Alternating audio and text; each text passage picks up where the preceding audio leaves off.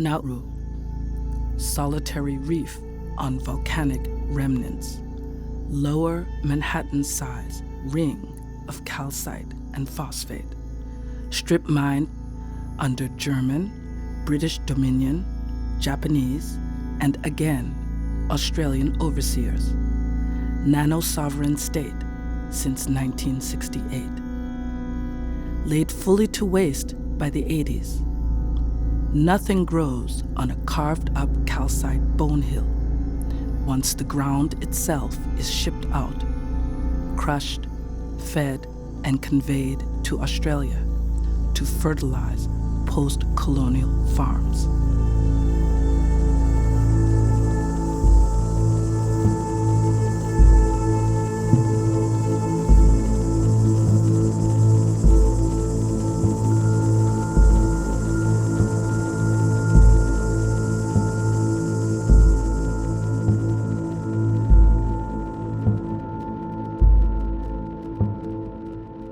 Arriving in Nauru was described to me by one of the Iraqi men as the island is so small when the plane comes in, he thought they were landing on water. The original name for Nauru was Pleasant Island, and it's a coral reef in the middle of the Pacific Ocean. It's superficially beautiful as you start to arrive, and there are palm trees around. When you get to the airport is a very, very tiny room. You see a picture on the wall of a tropical island, and in the center of that are the phosphate mines that you see in this picture. As you move away from those beautiful beaches on the edge of the island and move towards the center of the island, you start to see the pinnacles of rock, which is where the mining used to take place, and it now is almost like a graveyard of phosphate rock. You go up the tsunami track, past the rubbish tip, and move towards the center of the island where it becomes extremely hot. It reaches temperatures of up to 50 degrees there. It's intensely hot and very, very dusty and very, very barren. It's desolate. There are abandoned cars and machinery. The rock, as Mark said, is completely scarred by the mining that's taken place there. The detention centre is placed right on the top of that, so in the most inhospitable place. They took us to our tent. They said, you're gonna be staying how long, we don't know, but this is where you're gonna stay. We're living in plastic tents for 2 years.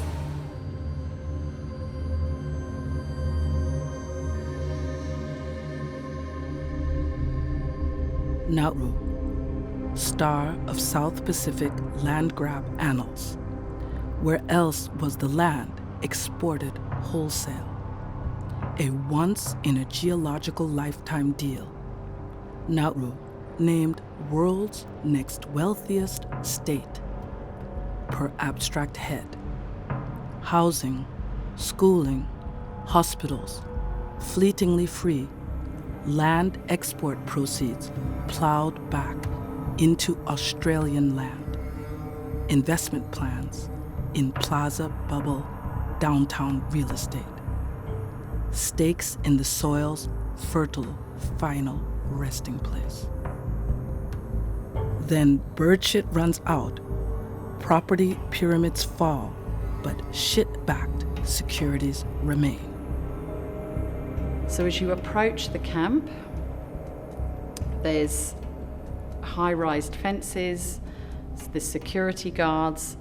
As you walk through the fences, you're searched, your mobile phone equipment is taken from you, any filming equipment is taken from you, and we were escorted around the camp with 2 security guards and 1 IHMS director at all times. The first area that you come to in the camp is on the left-hand side, and it's for families with children under 5 years of age. I noticed male guards sitting on a table, 2 male guards behind a table and 1 on top, and a shower block behind us with no doors on. The first mother that we met that we provided a consultation on her child, sat there and told me that she was bedwetting. She was obviously in distress, and after working out for a while, I got her working out what was happening for a while. Alana took the little son off to play, and this woman broke down and told me that she'd been raped by a guard when she was trying to go to the toilet at night. When you have women showering in front of male guards with no doors on, and they're just trying to hold a piece of material, wash themselves and their babies, you can see what a vulnerable position that this puts women in.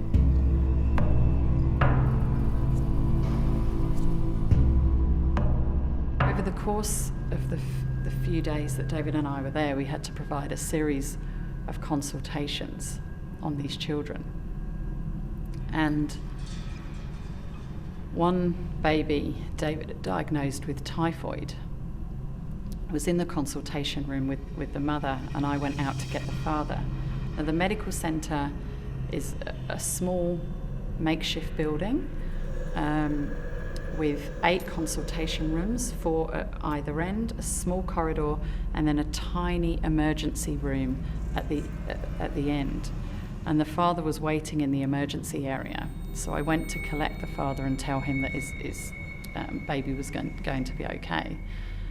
And as I went up there to call the father to come with me, a security guard, a Transfield guard, pushed this father in the back, and he came flying towards me. This man was physically assaulted in a medical centre where people normally go to feel safe and get help. But even just the way that they were spoken to, the very day that we arrived, the first patients we went to see, we said, they called out a number. We said, what's that? Oh, that's their boat number. I said, well, why did you call them by their name? Oh, there are too many Mohammeds. I said, well, there's quite a lot of Johns in Australia, but we get round it by calling out a surname or a date of birth. Security and immigration, they've been calling us by our number, but we're not numbers, we're human with heart too. Every single family we saw, 30 or 40 families with children, every single one were in despair. Just imagine if suddenly someone said to you, I'm going to take you away and I'm going to put you in a prison and you won't know if you'll ever get out again. I mean, Franz Kafka wrote about that.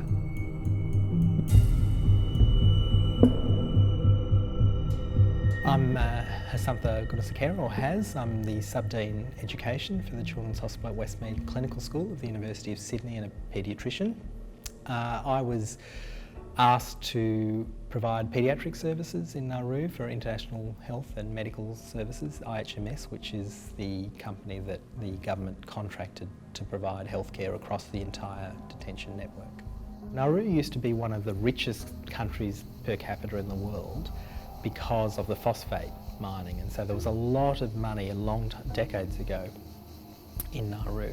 When the mines were exhausted, there was no plan B, and so the economy is crashing, and there are about 10,000 local people on Nauru, so this detention centre that has multiple thousands of people is actually a massive impost on the natural life in Nauru. So there's, as you would expect, a lot of disenchantment with the locals about the fact that, for a start, the healthcare facilities within the detention centre framework are considerably better than the local healthcare facilities in Nauru. What about us? I don't know what's going to happen in the future, but when women and children leave the detention centre in Nauru to go down to the local community, they're at risk. So a risk of being bullied or beaten up in the case of children, or risk of rape or assault or death in the case of the adults, and I think that's a very serious problem. I think it's a sort of powder keg situation. Don't kill refugees! Don't kill refugees! Don't kill refugees! Don't kill refugees! It costs journalists $8,000 to apply for a visa to get onto Nauru, and 99% of the time the visa is rejected.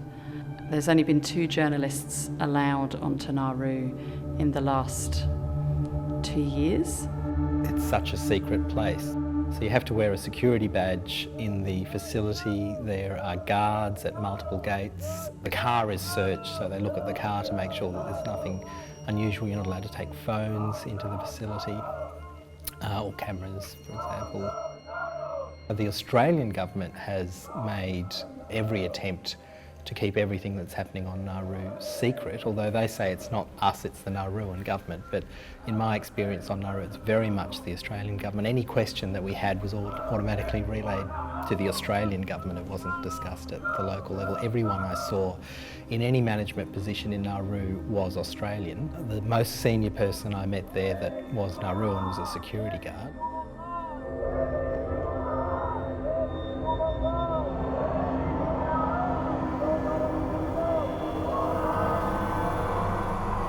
Nauru already needs cash. 2001. Devils, Norfolk Island, Van Diemen's Land, services are all it has to sell. The ocean as world's deepest prison wall. Warders from a captive workforce, all part of the deal. Birchett Island becomes offshore processing, Australia's go-to hole for boat people. South, West, East, North Asians and others whose war wounds should not soil Australian soil. Thousands of indefinite sentences. Thousands of solitary confinements for the crime of outbound flight, which all Australians know was once the punishment. My name's Mark Isaacs. I worked in Nauru from September 2012 until June 2013 with the Salvation Army as a mission worker. My arrival in Nauru was somewhat fortuitous in a way. A friend of mine said to me, hey, did you hear that the Salvation Army are hiring people to go to Nauru? It was when the camp was first opening. She said, you should apply. And so I called up the Salvation Army. She gave me a number which she'd gotten off Facebook. I called the number and the woman said, yes, what would you like? And I said, I'd like to go to Nauru. And she said, sure, when can you leave?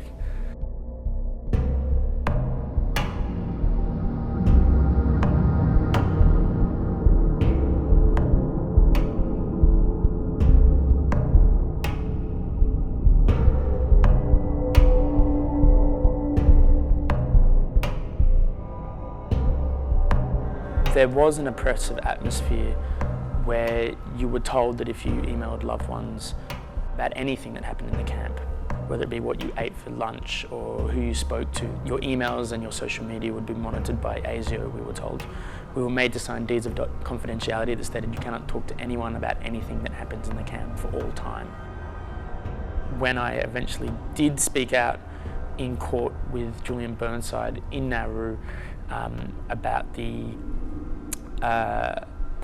Julian Burnside led a case against the Nauruan detention system, saying that it was against the principle of habeas corpus, which is you shall not be imprisoned without committing a crime. I advised the Salvation Army that I'd be making a statement, and the manager at the time accused me of committing treason.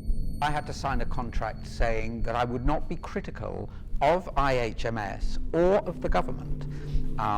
And it was a pretty strict contract. Breaking the contract was one thing, but breaking the law was something entirely different. I've got 2 young boys, and at that time they were 5 and 6 years of age, and I then felt conflicted between my duty of care for my patients and my duty of care for my own children.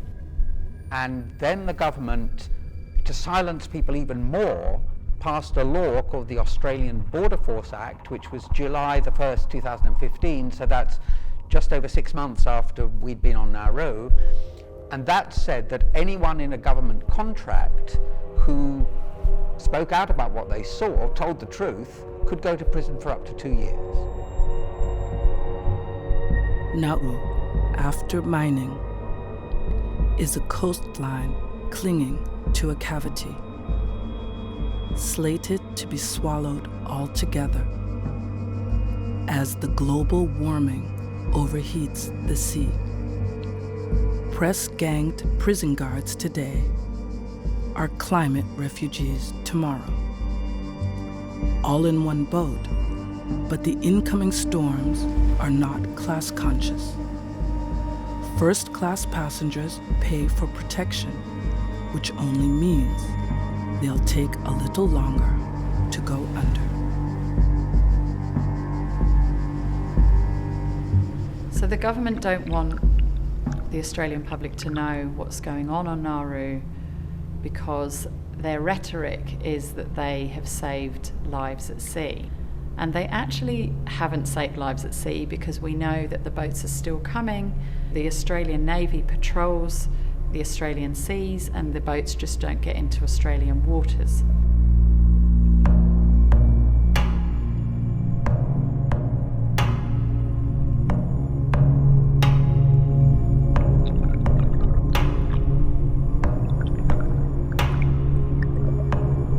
There's a real feeling on Nauru when you go there of lawlessness. I think what struck me most of all about this place was that I've now been to displaced people's camps all through Asia and in Afghanistan, and you know this detention centre in Nauru was established and had the mentality of almost like a disaster zone, but it wasn't a disaster zone. This is something we actually created, knowing what it would do. We could have established better conditions, and yet everything we do in creating this detention centre regime is purposeful, and it's purposeful cruelty. Nauru is seen secondhand because Canberra would like to redact the whole island. Information locked down like an inmate. Post-colonial pillage, financial strip mining, fortified borders, global warming, depleted democracy will never be brought down separately. They'll fall together or not at all. Where is human life? We want our freedom! We want our freedom! We want our freedom! We want